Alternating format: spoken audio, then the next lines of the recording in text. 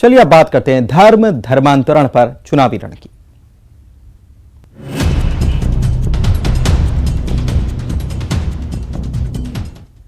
जी हां, धर्म धर्मांतरण पर चुनावी रण, क्योंकि छत्तीसगढ़ के सीएम भूपेश बघेल जो हैं उन्होंने बयान दिया है। भोपाल रवाना हो रहे थे, इससे पहले उन्होंने बीजेपी को जमकर घेरा है और हमला भी बोला है।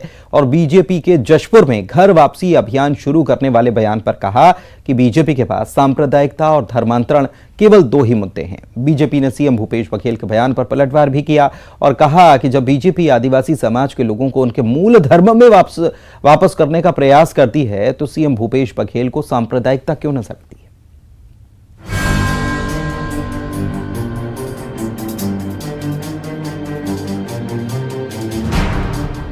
छत्तीसगढ़ विधानसभा चुनाव को लेकर प्रदेश की दोनों ही प्रमुख पार्टियां अपना अपना पिच तैयार करने में जुट गई हैं। कौन किसके पिच पर खेलेगा वो तो भविष्य के गर्त में है, लेकिन उससे पहले सूबे के मुखिया भूपेश बघेल ने बीजेपी पर कई आरोप लगा दिए। सीएम भूपेश बघेल भोपाल रवाना होने से पहले बीजेपी पर जमकर हमला बोलते नजर आए। उन्होंने बीजेपी के जशपुर में घर वापसी अभियान शुरू करने वाले बयान पर कहा कि बीजेपी के पास सांप्रदायिकता और धर्मांतरण दो ही मुद्दे हैं। भारतीय जनता युवा मोर्चा के कार्यक्रम में पुलिस के साथ मारपीट की गई। नारायणपुर में एसपी पर पथराव किया गया। सीएम बघेल ने कहा कि बीजेपी का काम सिर्फ दंगा फैलाना है। बीजेपी के लोग सत्ता में वापसी के लिए छटपटा रहे हैं, लेकिन जनता ने बीजेपी को पूरी तरह से नकार दिया है। उसके पास और कुछ है ही नहीं, इनके पास कुछ है ही नहीं। धर्मांतरण, सांप्रदायिकता, दंगा फैलाना। भारतीय जनता युवा मोर्चा की रैली में देखो किस प्रकार से पुलिस वालों से मारपीट कर रहे थे। और अभी नारायणपुर में घटना घटी, सब भारतीय जनता पार्टी के नेता आरएसएस के लोग थे जो जेल में। तो ये लोग दंगा फैलाने का काम कर रहे हैं और ये इसी में मास्टरी है इनकी। और इसी कारण से वो रासुका का विरोध कर रहे थे। तो आज वो छटपटा रहे हैं कि आखिर छत्तीसगढ़ में हम जो उनके जो पांव उखड़ गए हैं, कैसे यहां फिर से पैर पसारे, पांव पसारे, ये उनका ये है। और वो उनको कहीं दिखाई नहीं दे रहा है और इस कारण से कहीं कहीं सब देख रहे हैं किस प्रकार से हो रहा है। सीएम बघेल के सांप्रदायिकता और धर्मांतरण वाले बयान पर बीजेपी ने पलटवार किया है। बीजेपी ने कांग्रेस पर सियासत करने के आरोप लगाए और कहा कि सीएम भूपेश बघेल को हिंदू धर्म और हिंदू संस्कृति से दिक्कत क्या है। नहीं आती है कि माननीय मुख्यमंत्री भूपेश बघेल जी को हिंदू संस्कृति और हिंदू धर्म से दिक्कत क्या है। अभी कल ही उन्होंने एक संत को चमत्कार ना दिखाने की नसीहत दे डाली। कुछ दिन पहले अवैध ईसाई मिशनरी धर्मांतरण करने वाले लोग एकत्रित होकर आदिवासियों पर हमला करते हैं और जब आदिवासी समाज अपनी संस्कृति की रक्षा के लिए उठ खड़े होता है तब उनके ऊपर पुलिसिया कार्रवाई कर देते हैं। ईसाई मिशनरियों के भ्रम जाल में फंसे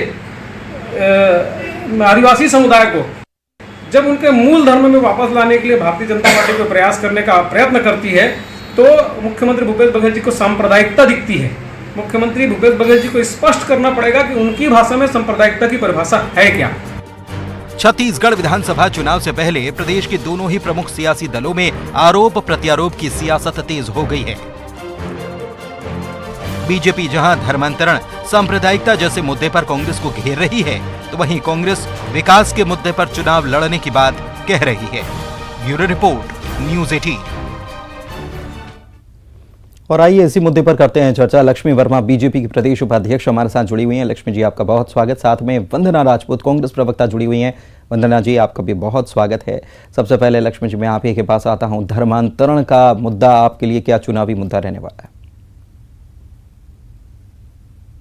कांग्रेस जो है भ्रमजाल फैलाने में माहिर है और जाति धर्म के आधार पे बांटकर 70 सालों तक राजनीति करती कांग्रेस आई है, भारतीय जनता पार्टी नहीं। मुख्यमंत्री जी का जो बयान है कि भारतीय जनता पार्टी के पास कोई मुद्दा नहीं है, मैं कहना चाहूंगी पुनीत जी कि इन्होंने जन घोषणा पत्र अपना जारी किया चुनाव से पहले, उसमें इन्होंने 36 वादे लिए और उन एक भी वादा को तो पूरा नहीं किया है। तो आज जनता जो है वो इनके जो कारनामे हैं उसको देख रही है और आने वाले समय में चुनाव में इनको बताएगी कि आपने जो वादा खिलाफी किया है उसका हश्र क्या होगा। मुख्यमंत्री जी का बयान में जो कहना है कि धर्मांतरण करके हम जो लोगों में कहना चाहिए एक वातावरण को खराब कर रहे हैं, ये काम तो मुख्यमंत्री जी कर रहे हैं धर्मांतरण को प्रश्रय देके। आज आदिवासी समाज अगर उद्वेलित है तो ये कांग्रेस की जो नीति है उसके कारण उद्वेलित है। मैं वंदना जी, मैं अपनी बात पूरा कर लूं। आज जो नारायणपुर में घटना घटी, क्योंकि नारायणपुर में पहले भी इनके जो अधिकारी है, एसपी है सुकमा के और कमिश्नर बस्तर के जो चुरेन जी है, वो शासन के संज्ञान में ला चुके थे कि यहाँ तेजी से धर्मांतरण हो रहा है करके, लेकिन मुख्यमंत्री जी के कान में जू तक नहीं रहेगी। उन्होंने संज्ञान लेके वहां पे उचित कार्रवाई करना भी मुनासिब नहीं समझा और इसका परिणाम रहा कि आज वहां पे वर्ग संघर्ष की स्थिति दिखी। बस्तर लक्ष्मी जी, चुनाव को लेकर मैंने पूछा आपसे, जवाब नहीं आपका नहीं आया, लंबा जवाब हो रहा है, थोड़ा शॉर्ट में रखिए कि क्या धर्मांतरण आपके लिए मुद्दा है?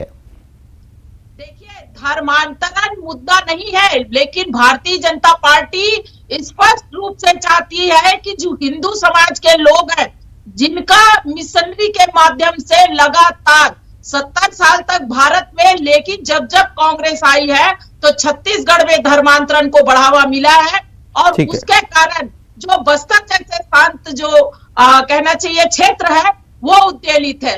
तो इनको मनन करना चाहिए कि कांग्रेस जो है जब जब आती है तो इतना तेजी से धर्मांतरण कहीं ना कहीं इनके वंदना जी, नेतृत्व में वंदना जी, आपके ऊपर सीधे आरोप लग रहा है, आपकी सरकार पर सीधे आरोप लग रहा है के लिए ये छत्तीसगढ़ के देखिए पुनीत जी, आप देखेंगे कि भारतीय जनता पार्टी के पास कुछ भी मुद्दा नहीं है, बिल्कुल मुद्दा विहीन हो गए हैं। ये लोग मुद्दा के दिवालियापन से जूझ रहे हैं।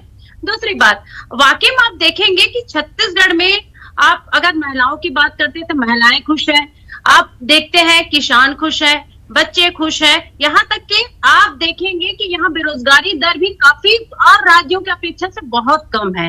तो इन लोग के पास कुछ मुद्दा नहीं है। अगर मुद्दा के बेस पे अगर बात करना चाहते हैं तो सिर्फ धर्मांतरण और सांप्रदायिकता के नाम से इन लोग दंगा फैलाने का काम करते हैं। दूसरी बात पुनीत जी, आप आज इन लोग किसान के बारे में बात नहीं करते, क्यों? क्योंकि आज किसान खुशहाल है छत्तीसगढ़ में, तो किसान के बारे में बात नहीं करते। आज इन लोग महिलाओं के बारे में बात नहीं करते, क्योंकि आज देखेंगे कि महिलाएं आत्मनिर्भर बन रही है।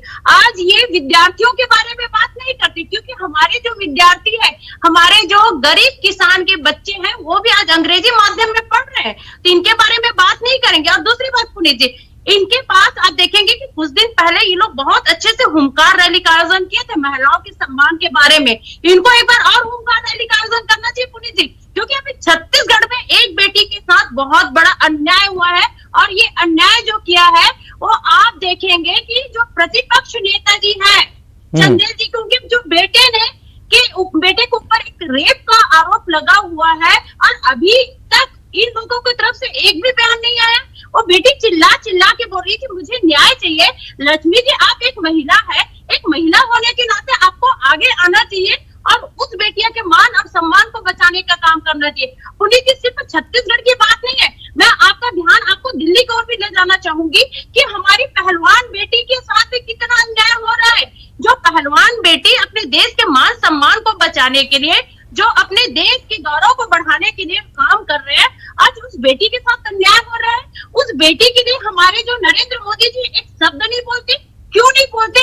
क्योंकि बेटी बचाओ और बेटी पढ़ाओ का जब नारा दिए हैं तो हमको बेटी की मान सम्मान को बचाना होगा। पुनीत जी, मैंने सवाल आपसे किया कि धर्मांतरण को लेकर आपको घेरा जा रहा है, उसका जवाब आपने एक बार भी नहीं दिया की कोशिश करी जी पुनीत जी आपको कि अगर धर्मांतरण की बात आती है वंदना जी, धर्मांतरण की बात आती है, आपको मैं बहुत ही विश्वास के साथ आपके चैनल के माध्यम से बोलना चाहती हूँ। अगर धर्मांतरण की लोग बात करते हैं तो 15 साल इनकी जो शासन है उस पे एक बार नजर घुमाकर देखिए लक्ष्मी जी, सबसे ज्यादा अगर चर्च बना है तो आपके बीजेपी शासन में बना है। आप एक बार सोचिए, इस पे आपको मनन करने की जरूरत है। वंदना जी, जो संघर्ष की स्थिति जो बनी है वो तो आपके शासनकाल में बनी है, नारायणपुर में हमने देखा। ऐसी स्थिति क्यों बनी? अगर सरकार इतनी जागरूक है, बीजेपी यही सवाल कर रही है कि ऐसी स्थिति क्यों बनी, आपने बनने दी? हाँ देखिए पुनीत जी, ये स्थिति परिस्थिति कैसे बनी है और इसका निर्माता कौन है, ये साफ इस सारा बीजेपी की जो है बीजेपी के नेता के ऊपर कर रहे, क्योंकि इनके पास अब कुछ छत्तीसगढ़ में एक भी मुद्दा नहीं है। सिर्फ अगर मुद्दा होता है इनके पास सिर्फ धर्मांतरण और सांप्रदायिकता का ही इनके पास मुद्दा बचा हुआ है। ये लोग चाहते हैं यहाँ ये पर मुद्दे नहीं है क्या? शांति है, दंगा ये मुद्दे नहीं है क्या? कोशिश करते ये मुद्दे हैं कि नहीं? दंगा आप मानती फैलाने हैं की कि नहीं कोशिश- मानती हैं? ये मुद्दे हैं कि नहीं? बिल्कुल, भारतीय जनता पार्टी के पास सिर्फ एक ही मुद्दा है, वो सिर्फ धर्मांतरण का मुद्दा है पुनीत जी, क्योंकि तो आप मुद्दा इसको मान रही हैं, इसका मतलब एक नहीं। मिनट वंदना जी, अगर आप इस बात को मानती हैं कि ये बीजेपी के पास मुद्दा है, तो ये वाकई में इसका एग्जिस्टेंस तो कहीं मान रही हैं आप? और इसमें फिर सवाल इसलिए उठ रहे हैं कि नारायणपुर की जो घटना हुई या सुकमा एसपी ने जो कहा, आप उसको नकार तो नहीं पाएंगे? कैसे नकार देखिए पाएंगे? पुनीत जी, आपने बहुत अच्छा सवाल किया। आप देखेंगे अगर बार बार ये लोग एक ही सारे प्रवक्ता एक ही शब्द को रट करके आते हैं, मैं देखती हूँ जो सुकमा एसपी के बारे में बात करते हैं, तो सुकमा एसपी ने पत्र क्यों लिखा, आप उसको देखिए। अगर इस तरह की हलचल अगर मतलब समझ में सुकमा आया, एसपी जानकारी झूठा है, एक मिनट झूठा है, वंदना सुनिए, आप जी। सुनिए, आपको सुनना पड़ेगा, आप सुनिए, सवाल के जवाब सुनिए। तो उस समय अगर हमारी सरकार है तो हमारी सरकार की जिम्मेदारी है कि हमारे जो छत्तीसगढ़ जो शांति का देश है, शांति का राज्य है, उसमें हमको शांति ही रखना है और शांत प्रदेश ही बना के रखना है। तो इस बारे में वो लोग एक्शन लिए, तो इसमें तकलीफ क्या है? दूसरी बात, आप देखेंगे कि बार बार ये लोग बोलते हैं धर्मांतरण के बारे में, तो जो आप देखेंगे नारायणपुर में धर्मांतरण का जो हुआ था, कांड घटा था, इसके बीजेपी नेता का ये हाथ था, बीजेपी नेता का ही हाथ है। और जहां जहां पर धर्मांतरण का ये ऐसा काम होता है, वहां पर बीजेपी नेता का ही हाथ होता है। लक्ष्मी वर्मा जी, लक्ष्मी वर्मा जी के पास जवाब जी। जान लेते हैं। लक्ष्मी जी, एक बात बताइए, आपने कहा कि 36 वादे किए थे जन घोषणा पत्र में, उसमें से कई वादे पूरे नहीं किए। आप उसकी बात करते नहीं हैं जितनी मुखरता से आप धर्म जहां आ जाता है। अभी तो छत्तीसगढ़ में जो रायपुर में जो माहौल बना है, शायद वो आपको सूट भी करता है। महाराज जी भी वहां पर मौजूद हैं और धर्मांतरण का मामला भी वहां से एक बार फिर से गरमाया हुआ है। मैं आपसे ये समझना चाह रहा हूं कि मुख्यमंत्री खुद कह रहे हैं कि भाई चर्च किसके कार्यकाल में ज्यादा बने, इसको आप हिसाब लगा लो। धर्मांतरण कितना ज्यादा हुआ, इसको हिसाब लगा लो। कितनी शिकायतें आई, कितनों पर कार्रवाई हुई, कितनी झूठी थी, ये भी वो हिसाब लगाने के लिए और उस पर चर्चा करने के लिए तैयार है। लेकिन आप इस पर कुछ बोलते नहीं है आप लोग, वो मुख्यमंत्री का ही आरोप है। देखिए पुनीत जी, वो मुख्यमंत्री अभी शासन में बैठे हैं और वो निकालने की कितनी जो शिकायत है हमारे शासनकाल में आई थी और उस पर चर्चा करें। आज जो इनका जो कहना चाहिए कांग्रेस की जो नीति ही है, ये धर्मांतरण के आड़ में जो रासुका लगाकर भारतीय जनता पार्टी के जो कार्यकर्ता है उनको चुनाव से पहले ये जेल के अंदर डालना चाहते हैं और इसका प्रत्यक्ष प्रमाण भी है। लेकिन लक्ष्मी जी, लेकिन जब ये आप रासुका की बात करते हैं तो मुझे थोड़ा सा ये बताइए, थोड़ा सा जल्दी हम जवाब लेना चाहेंगे क्योंकि समय की कमी है। ये रासुका की जब बात करते हैं तो क्या कोई चलते फिरते आदमी पर रासुका लगा दी जाती है क्या? देखिए पुनीत जी, हमारा कहीं कोई विरोध नहीं है। जहां अगर प्रदेश में असामाजिकता फैले या कोई ऐसा माहौल क्रिएट हो और वो वातावरण को शांत करने के लिए अगर कोई काम किया जाता है तो समझ में आता है। लेकिन भारतीय जनता पार्टी के लोगों को टारगेट करने के लिए अगर राष्ट्रीय सुरक्षा कानून का अगर प्रयोग किया जाता है या उनके ऊपर लगाया जाता है, ये गलत है। ये बिल्कुल पूरी तरह से गलत है और इसका प्रत्यक्ष प्रमाण भी है। और वंदना जी अभी कह रही थी कि हमेशा ये बोलते हैं कि इनके एसपी जो है वहां पे, भाई वो शासन के हैं, चाहे पुलिस अधीक्षक हो कि कमिश्नर हो, वो शासन के एक अंग है। वंदना जी, खुद के आपके एक मंत्री हैं ताम्रध्वज साहू जी, जो आपके गृह मंत्री हैं, उन्होंने तक चिंता जाहिर की धर्मांतरण को लेके। वंदना जी, शॉर्ट में जवाब 10 सेकंड में जवाब। वंदना जी, छत्तीसगढ़ में इन लोग रासुका के बारे में बात करते हैं, कितनी इन लोग अनभिज्ञता से बात करते हैं। क्या लक्ष्मी जी को नहीं मालूम है? अगर रासुका की बात करते हैं तो पूर्व सरकार में आप देखेंगे कि छत्तीसगढ़ की बात करते हैं पुनीत जी, तो छत्तीसगढ़ में 9 बार रासुका लगाए थे डॉक्टर रमन सिंह जी ने।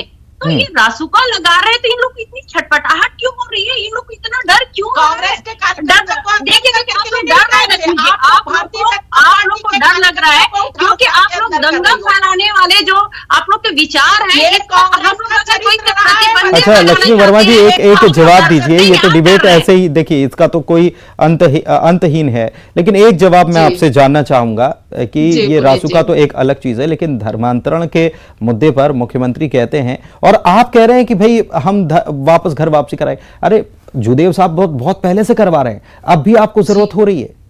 ये आपके 15 साल के ऊपर भी सवाल है। सवाल है, ऐसा नहीं है। देखिए, लोग क्या है, धर्मांतरण जो मिशनरी है वो पूरी तरह से लंबे समय से अंदर अंदर काम करती आई चलिए और ठीक जो है, भी मतलब मैं समझ समझाया गया, गया है आपको सब और कुछ भगवान मालूम है कि कौन कहाँ भारतीय कैसे काम कर रहा है, नहीं, लेकिन ये तो सियासत का देखिए, खेल है, ये तो भारतीय चलता रहेगा। जनता धर्म के नाम पर, धर्मांतरण के नाम पर सियासत का खेल ऐसे ही जारी रहने वाला है। बहुत शुक्रिया दोनों मेहमानों का हमारे साथ चर्चा में शामिल होने के लिए। और एक बड़ी खबर इस वक्त हम आपको बता रहे हैं, बड़ी खबर, न्यूजीलैंड को 386 रनों का लक्ष्य मिला है। जी हां, क्रिकेट के मैदान से बड़ी खबर, इंदौर में भारत और न्यूजीलैंड के बीच मुकाबला जो है वो चल रहा है और भारत ने पहली पारी में अच्छी बल्लेबाजी की, हालांकि उसके बाद विकेट भी गिरते गए, लेकिन एक बड़ा स्कोर 386 रनों का, 9 विकेट के नुकसान पर 385 रन भारत ने बनाया, 386 रनों का स्कोर दिया है। रोहित शर्मा